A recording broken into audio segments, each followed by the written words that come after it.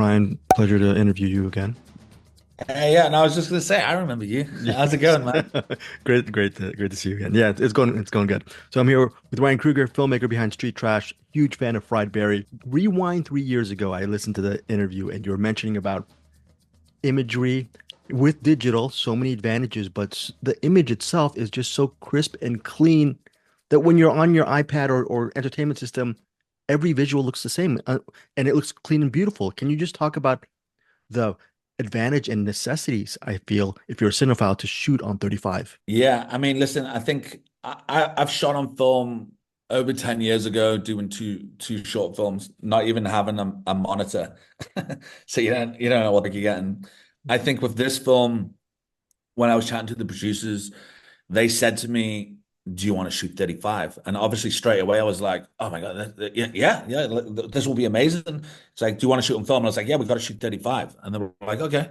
And I'm like, and then the more I thought about it after that conversation, the more I was like, maybe I should just shoot digital. Like, obviously, I want to shoot 35, but there's risks. This is why producers probably don't like film because you could lose a fucking scene and then it's gone, and you've just paid for all this stuff, and you got to redo it, and there is those risks with money and budgets of shooting on film, So the closer I got, I was like, oh, maybe we should just have a digital camera on the side, and I'm like, no, you can't do that, and I'm like, all right, all right, all right, and then obviously it's all about getting the right crew, getting the right loader, getting the right DP, getting the right people that works on film, and the process was you've got, we were shooting 3 or 4 days. Then we send the film cans to England. It gets developed, and then it digitally gets sent back. And only then we were like, "Whoa, okay, this is what we're getting." So playback, is digital, but it's not it's not exactly what you're seeing, and it's not going to look the same. So it's only when I got back the footage, I was like, "Oh, this is cool. Okay, we're doing something right. Okay, this is going to be great." But what was great about shooting on film was the discipline with people. So when you're shooting digital, people make noises and people do this, and people say, "Shh, shh, quiet, quiet. We're going for a take."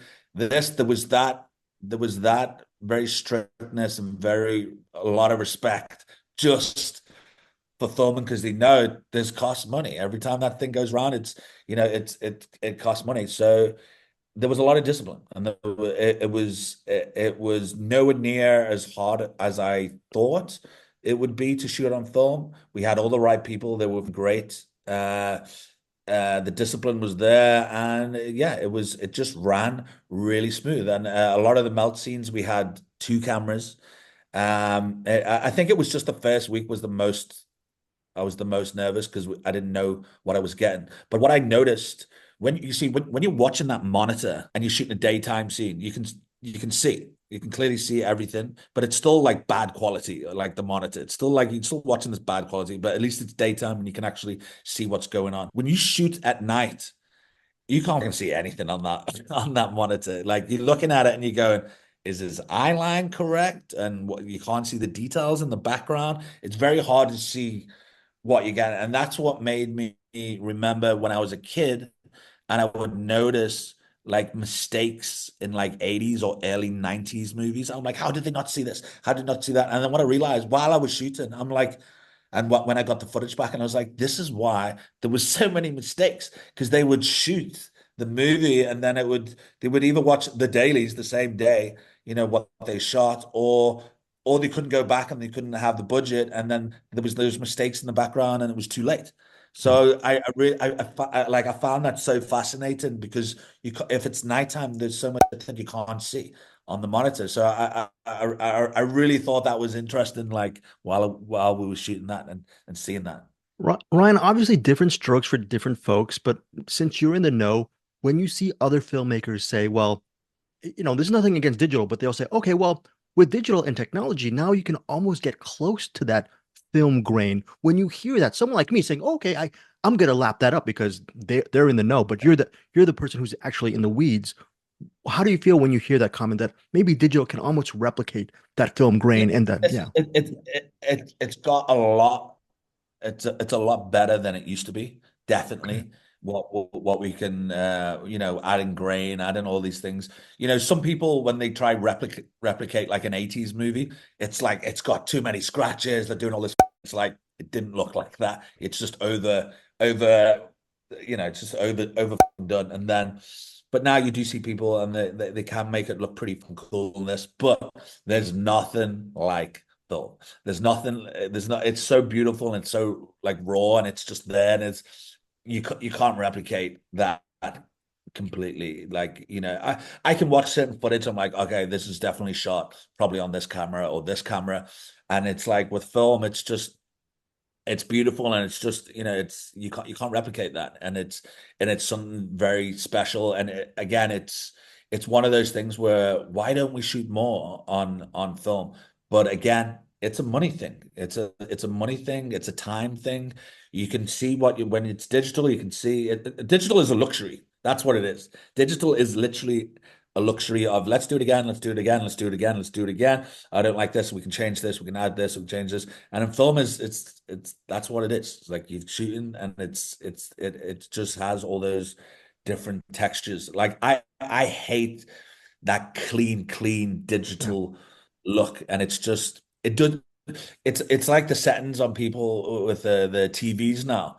It's that there's that certain look, and I'm like, this looks like a theater play. It doesn't look like a movie. It's you can see the makeup on the skin, and like it's like films weren't designed. It's actually making DPs work look or lighting look when it's Wow. it's not made be on that TV. It's made to look like a film. It's like when you're watching TV and you turn over and you see a reality show, you can see that it's a reality show, or you can see that it's a soap that you're watching. Like, you know what I mean? You can tell straight away, like the human eye go, oh, okay, this looks cheap, or this looks like a reality show, this looks like a film, And I Yeah. think I that's haven't that's this is probably the first melt movie I've seen and I really enjoyed it.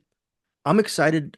How excited are you to know that people will see Street Trash, really enjoy it, and then maybe they can go back to the original? Is that also another cool part of you as a filmmaker to introduce people to that original as well, while also yeah. praising your singular vision to this one as well too? Yeah, Yeah. listen, growing up in the 80s and early 90s, I was a fan of all these 80s films. I was a fan of Street Trash. So when I got the opportunity to do Street Trash, I didn't want to change, I didn't want to copy the original at all. I wanted to come up with a new idea. I wanted to come up that it's actually a sequel. So for a new audience, it can be a standalone film, but for the fans and people like me, it's like, I play homage and nods to the original film.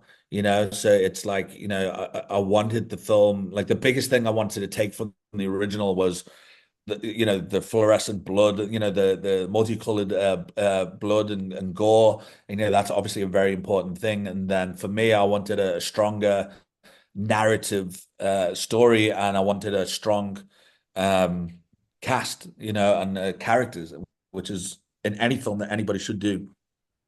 Characters are important, and for me, I love characters, and I think this film was a perfect type of film to introduce all these mad, crazy, funny characters. Yeah, they're mad, crazy, and funny, but also there's, I mean, There's a not lot to of preach. heart, dude. Yeah, there's a lot of Yeah, heart and there's a lot of humanity to it as well. Is that another reason that propelled you to actually make Street Trash? Because it's not a preachy film, but it really shows, it gives a depth of feeling to the characters. yeah. Listen, I think in the genre scene, there's a lot of films that get made that's just pure gore that people find fun and stuff like that. But then when it comes to story, when it comes to characters, it's so for me, it's like, and this is why I say any film that anybody should make, you gotta have like strong characters. You gotta have cool characters that you can either relate to or go on this journey with. So that's important. It should be important for any movie that you make, that you have this. So yeah, yeah, you gotta have a strong story and you gotta have strong characters, and people are gonna sit there and watch it. You don't want people to watch it and go, "Oh, the gore was great, but the story was crap." Or the goal was the goal was terrible, and there was no story, and the characters were you know what I mean. So you gotta tick those boxes. You gotta tick those boxes if you want to win over the audience.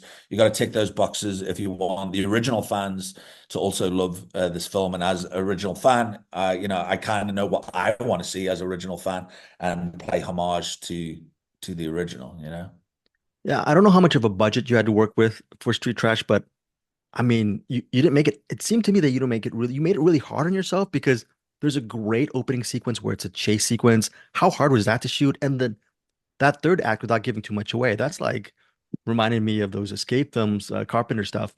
Just all that stuff at the end. It's very elaborately done. You could have gone easier on yourself, but you pushed it to the limit. Is that something that you've always wanted to do as a filmmaker? I think as a filmmaker, you got to push it. It doesn't matter what budget you get. It really doesn't matter what budget you get. There is definitely tricks of the trade that you can pull us stuff off for cheaper. We did have a decent budget, but again, I'm not going to say what budget we had, but at the same time, as a filmmaker, you got to push things. You got to push things because you want to keep working in the industry. You want to it doesn't matter what the budget is but you got to stretch yourself and push that for to show what you can pull off for that type of budget. And if you give me more budget, I'll still be stretching it no matter what it is, even if it's triple the fucking budget. I'm still going to be stretching it to make a bigger, better movie and trying to pull off stuff. And that's why I would love to make a film in the States. But making a film here, I have my connections and I have my what you call it, the help phone call where you can pick it up and go, I need this. I have that, have those lifelines that I can have here with the people that I've built, a 15, 17 year, relationship with. So I definitely, if I made this film in the States, I couldn't have made it as good as what I've made it here, you know. Wow. Well, so it's been 3 years. What's the last 3 years been like for you? Because thanks to Fried Berry, I'm assuming you've just carved out your own community of fans of the film, and they're so excited to see this. And has it been great to actually have that community to support your work as well? Or Yeah, am I overthinking that? Yeah. After Fried Barry and during when Fried Barry came out, I mean, there's so many hardcore fans with Fried Barry, and it's every now and then I go on Twitter and I go on this and just to check who's speaking about Fried Barry, and you know what? There's not one month that goes by that somebody is not talking about Fried Barry, is not sharing it with somebody, is not talking about it. So yeah, there's a lot of hardcore fans for Fried Barry, and there's a lot of people that's super excited about this film because of Fried Barry. And there's a lot of original fans of Street Trash that want to check it out. That's on the fence a bit. There's a lot of fans that of the original Street Trash that have seen it and they're like, "Oh, this is great! It's so cool that it's a sequel. It's so cool that you give the nods to the film. You're like, I was so worried in case it was going to be this and this." I've had people that love the original but like this one more, and I'm like, "Oh my God, that's amazing as well." So, but like I said, I didn't want to take anything from the original. I'm a fan of the original. I don't want to change that. I didn't want to replicate that. I wanted to do my own thing. I wanted to build my own world, and yeah, Well, yeah. not to get too overly sentimental, but will it be a sad day when you direct a film and Gary's not in it? Will that ever happen?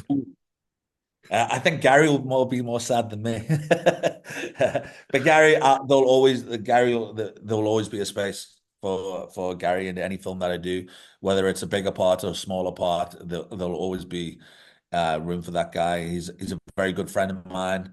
Um, yeah, we have a great friendship. We love working together, and I think I'm very good at casting Gary to make him look bigger and better. And it's all about casting. It's all about people. It's all about we spoke about Fried Barry last time and Gary's background. It's all about getting the right person. Even with other actors and stuff. It's about putting them in the right part where they're going to shine.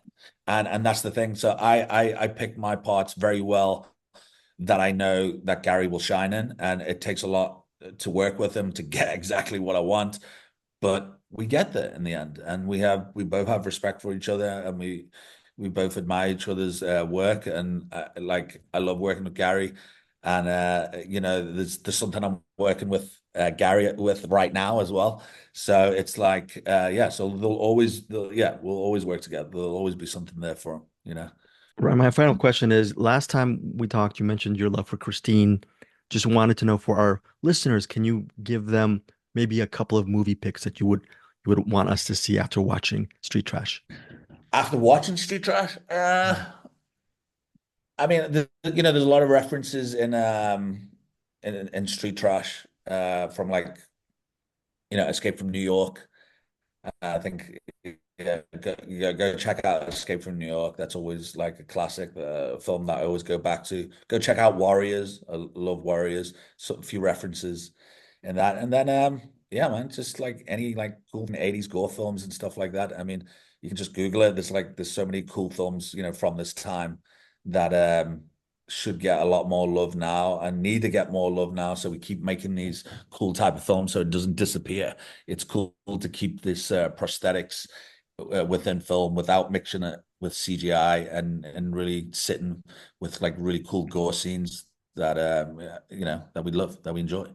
Ryan, you as a teenager, were you watching the heck out of Walter Hill and John Carpenter films? Were you a teenager Oh yeah, watching no, big time. VHS tapes, or Yeah, what were you dude, like? it's like it's such a part of.